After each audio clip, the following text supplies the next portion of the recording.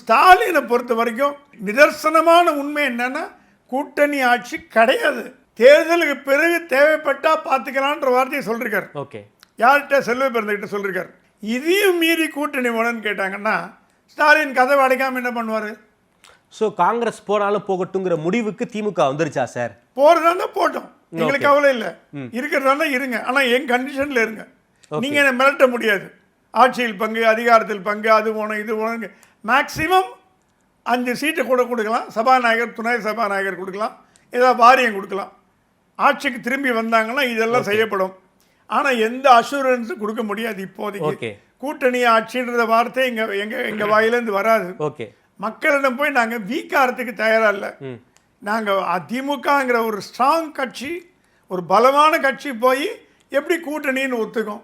இது நீங்கள் தெரியாமல் பேசுகிறீங்க.